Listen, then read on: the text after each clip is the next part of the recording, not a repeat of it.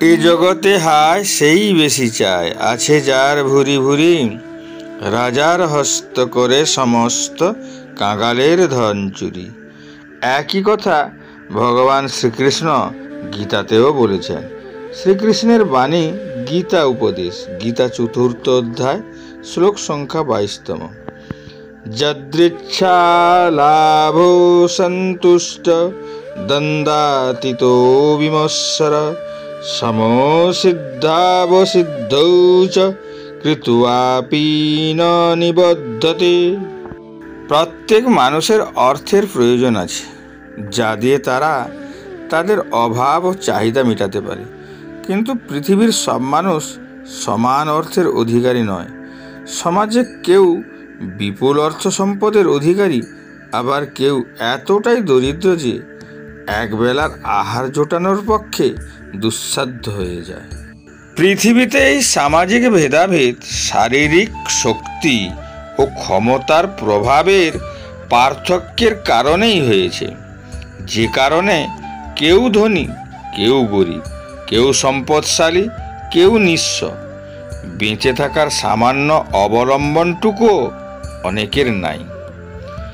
আজ সমাজে তারাই দুর্বল, অসহায়, দরিদ্র এবং অবহেলিত। ধনী ও বিত্তবান ব্যক্তিরা এই সকল দরিদ্র দুর্বল মানুষকে কৌশলে ঠকিয়ে, বল প্রয়োগ করে অথবা প্রভাবিত করে শোষণ করে, প্রতারণা ও বঞ্চনার মাধ্যমে দরিদ্রদের অর্থ সম্পদ কুক্ষিগত করে এই ধনী ও প্রভাবশালী ব্যক্তিরা। এই সম্পদশালী ও অর্থবান ব্যক্তিরা অর্থ সম্পদের পাহাড়ের চূড়ায় বসেও তাদের লোভের শেষ নেই।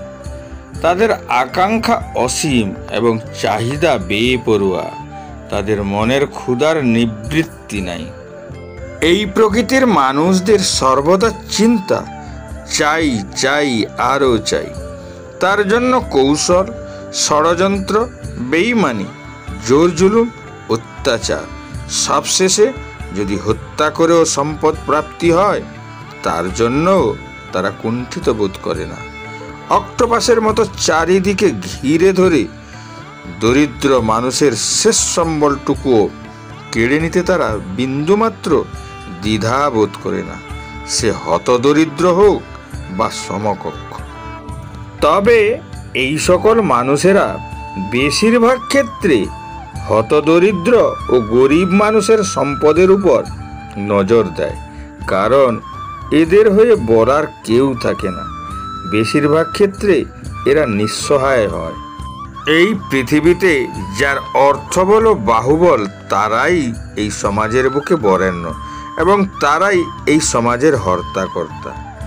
লোকবল ও আইন তাদের হাতের মুঠোয়। তারা ঈশ্বরকে ভয় পায় না। তারা ঈশ্বরের শাস্তিকে অগ্রাহ্য করে। তারা শাস্ত্র মানে না। তারা যে বিধান দেয় সেটাই শাস্ত্র ও ঈশ্বরের বাণী। তাই গরিবের অর্থ ও সম্পদের উপর তাদের অধিকার। তাই তো কবি বলেছেন, এ জগতে হায় সেই বেশি চায়, আছে যার ভুরি ভুরি, রাজার হস্ত করে সমস্ত কাঙালের ধন চুরি। একই কথা ভগবান শ্রীকৃষ্ণ গীতাতেও বলেছেন। মানুষ নিজের যোগ্যতাতে যা অর্জন করে তাতেই সন্তুষ্ট থাকা উচিত।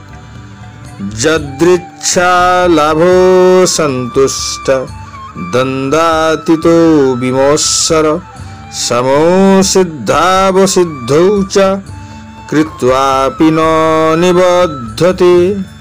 এর অর্থ, যিনি অনায়াসে যা লাভ করেন তাতেই সন্তুষ্ট থাকেন, যিনি সুখ, দুঃখ, রাগ, দ্বেষ আদি দ্বন্দ্বের বশীভূত হয় না, এবং মাৎসর্যশূন্য, যিনি কার্যের সাফল্য ও অসাফল্যে বিচলিত থাকেন। তিনি কর্ম সম্পাদন করলেও কর্মফলের দ্বারা কখনো আবদ্ধ থাকেন না। এই শ্লোকের ভাবার্থও একই।